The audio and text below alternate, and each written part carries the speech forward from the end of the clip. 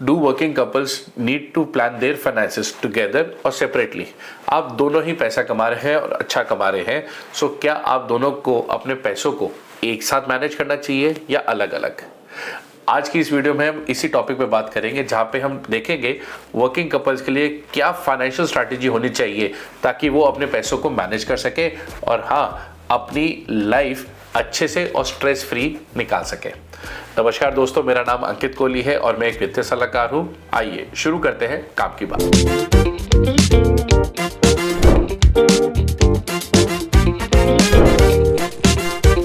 हर व्यक्ति का finance manage करने का एक अपना स्टाइल है। कोई पैसा सेव करना चाहता है, कोई पैसा ज़्यादा खर्च करना चाहता है। हर किसी का एक अपना पैटर्न है। तो इसके लिए जब भी आपकी शादी होती है और आप दोनों वर्किंग है, तो जब तक आप आपस में बातचीत नहीं करेंगे, आप एक दूसरे को नहीं समझेंगे, आपके लिए दिक्कत आ सकती है। दूसरा, हर किसी को लाइबिलिटीज अलग अलग आती हैं। अब एक व्यक्ति ने अगर गाड़ी का लोन ले रखा है और दूसरे ने नहीं ले रखा, तो आपके लिए आफ्टर मैरिज ये कंबाइंड लोन है। आप दोनों को मिलके इस लोन को सेटल डाउन करना है। इसके अलावा करियर में ब्रेक्स आ जाती हैं या फिर कल को बच्चे हो जाते हैं, तो कहीं ना कहीं डिफरेंट फेजेस ऑफ लाइफ जब आएंगे, आपको ये फाइनेंस को मैनेज करना बहुत ज़्यादा इंपॉर्टेंट होता है। अब इसकी वजह से होता क्या है, जब भी आप फाइनेंशियल प्लान नहीं करते, आपकी हो जाती है फाइनेंशियल फाइट्स, पैसे से रिलेटेड छुटपुट फाइट्स हो जाती है, which end up into emotional stress. इसी इमोशनल स्ट्रेस से बचने के लिए ही हम फाइनेंशियल प्लानिंग की बात कर रहे हैं। और उसकी राइट अप्रोच क्या है, राइट प्लानिंग क्या है? सबसे पहले एक करेक्ट प्लान होना चाहिए, साथ ही साथ एक दूसरे पे भरोसा होना चाहिए कि हाँ, हम दोनों ने मिलकर डिस्कस करा है and we trust each other. जो भी डिसीजन एक दूसरे के लिए लिया गया है वो सही है। आइए अब डिटेल में समझते हैं वर्किंग कपल्स के लिए फाइनेंशियल प्लान्स के क्या क्या ऑप्शन अवेलेबल है। सबसे पहला आता है फुली कंबाइंड फाइनेंसेस। इस पर्टिकुलर ऑप्शन के अंदर आप दोनों ने अपना जॉइंट अकाउंट ओपन करा है। जो भी इनकम आ रही है उस पर्टिकुलर जॉइंट अकाउंट के अंदर ही पार्क की जा रही है। इसके अलावा जो भी एक्सपेंसेस हो रहे हैं, भले घर का खर्चा हो रहा है, बच्चों की पढ़ाई की फीस जा रही है, कोई लोन की ईएमआई जा रही है, क्रेडिट कार्ड के बिल्स जा रहे हैं, कुछ भी इन्वेस्टमेंट हो रही है या एक्सपेंसेस हो रहे हैं, वो उसी पूल अकाउंट से पे किए जा रहे हैं। इसके अलावा आप दोनों म्यूचुअली शेयर्ड क्रेडिट कार्ड को यूज कर रहे हैं या जो भी इन्वेस्टमेंट हो रही है आप दोनों के जॉइंट नाम पे ही की जा रही है। ये आपके लिए एक बेहतरीन ऑप्शन है, जहां पर आप सिंपलेस्ट तरीके के अंदर बिना किसी पर्दे के सारी इन्वेस्टमेंट, सारे एक्सपेंसेस एक दूसरे के साथ शेयर कर रहे हैं। बट एक चीज़ का ज़रूर ध्यान रखिएगा, इस तरीके के फॉर्मेट के अंदर आप दोनों के बीच में कम्युनिकेशन बहुत ही अच्छा होना चाहिए। कोई भी इफ्स एंड बट्स की ऑप्शन नहीं आनी चाहिए। जितना आप आपस में क्लैरिटी से बातचीत करेंगे, ट्रांसपेरेंसी रखेंगे, उतना ही आपके इस फाइनेंशियल प्लान में ग्रोथ की अपॉर्चुनिटी ज़्यादा रहेगी। अब इसके अलावा तीसरी ऑप्शन आती है हाइब्रिड मॉडल, जहां पर आप लोगों ने अपने अपने लिए एक पर्टिकुलर पोर्शन डिफाइन कर दिया। यानी कि आपने एक जॉइंट अकाउंट खोला, उसके अलावा अपने पर्सनल अकाउंट्स भी रखे, जिसके अंदर आपने एक सेट ऑफ अमाउंट रखा है और जॉइंट अकाउंट के अंदर एक पूल ऑफ फंड क्रिएट करा, जहां से आप बेसिक एक्सपेंसेस मीट आउट कर रहे हैं। जैसे कि बच्चों की पढ़ाई हो सकती है, घर के एक्सपेंसेस हो सकते हैं, कोई ईएमआई जानी है, आपने वो जॉइंट अकाउंट से पे किया। उसके अलावा अपने लिए पर्सनली अलग अलग फंड भी अवेलेबल करके रखे हैं, जहां से आप अपनी पर्सनल सेविंग्स और इन्वेस्टमेंट्स का ध्यान रख रहे हैं। सो क्या आप दोनों को अपने पैसों को एक साथ मैनेज करना चाहिए या अलग अलग? साथ साथ आप एक दूसरे को फ्रीडम अप्रोच भी दे रहे हैं, ताकि आप अपनी हॉबीज को या अपने पर्सनल लाइफस्टाइल को भी मैनेज कर सकें। अब हमने वर्किंग कपल्स के लिए जो फाइनेंशियल प्लानिंग की 3 ऑप्शंस है, उन्हें तो डिस्कस कर लिया।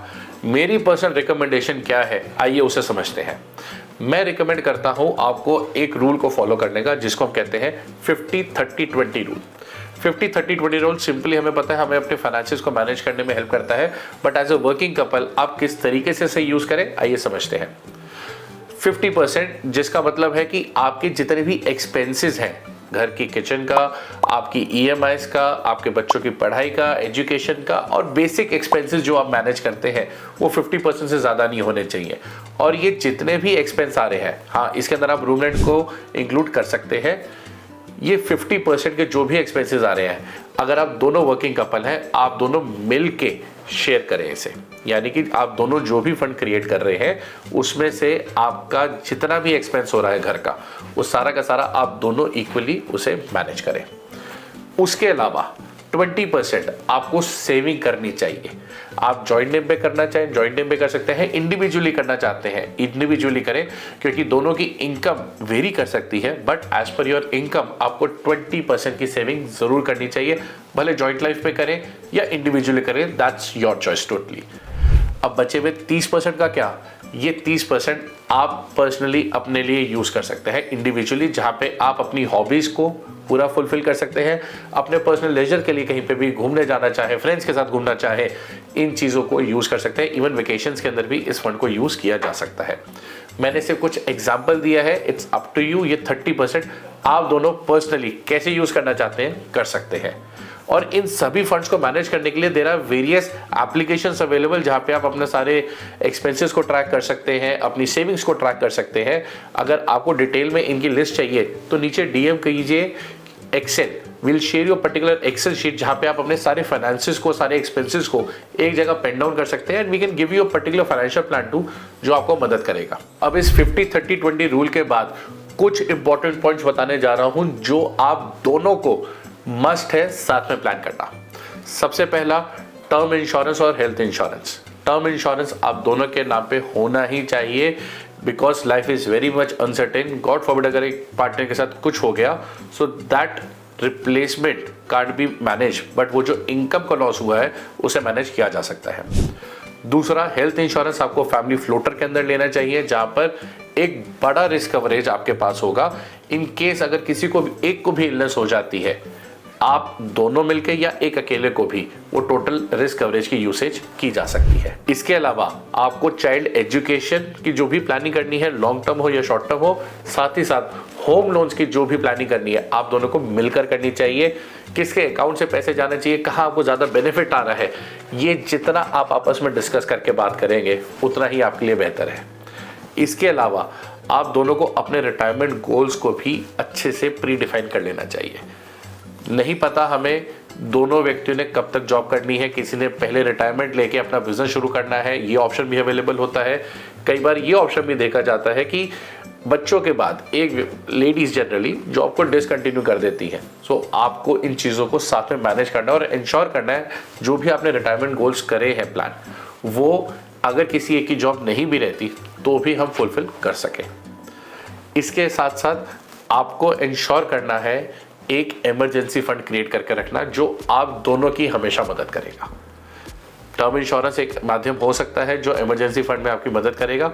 उसके अलावा एक आपके पास 3 से 6 महीने का कॉर्पस अवेलेबल होना चाहिए कि कोई भी दुविधा आ जाए। जैसे कि कोविड हमने देखा है, जहाँ पे कईयों की जॉब्स चली गई थी, कईयों के घर पे इनकम आनी बंद हो गई थी, तो अगर आपके पास इमरजेंसी फंड अवेलेबल है तो आप अपने बेसिक एक्सपेंसेस को इजीली मीट आउट कर सकते हैं। कपल के पास डबल इनकम का एडवांटेज होता है, मगर अगर फाइनेंसेस को प्रॉपर्ली मैनेज नहीं किया गया तो वो डबल स्ट्रेस का भी कारण बन जाता है। सो आपके लिए बेस्ट सूटेड ऑप्शन क्या है, एक अच्छा सा फाइनेंशियल प्लान क्रिएट करें, डिस्कस करें और एक दूसरे पर ट्रस्ट करें। बेस्ट अप्रोच क्या रहनी चाहिए, टीम वर्क, ट्रस्ट, और हाँ, टूल्स को भी जरूर ध्यान रखिएगा। ऐसे ही एक टूल मैंने क्रिएट किया है जिसको मैंने दिया है कपल फ्रेंडली फाइनेंशियल प्लान। अगर आप अपने लिए चाहते हैं तो नीचे डीएम कर सकते हैं मुझे। और अगर आपको हमारी ये वीडियो अच्छी लगी है और कंटेंट पसंद आ रहा है तो अपने फ्रेंड्स और फैमिली के साथ जरूर शेयर कीजिए और इंश्योर कीजिए आपका हमेशा फाइनेंशियल प्लान अच्छा रहे और बढ़ता रहे।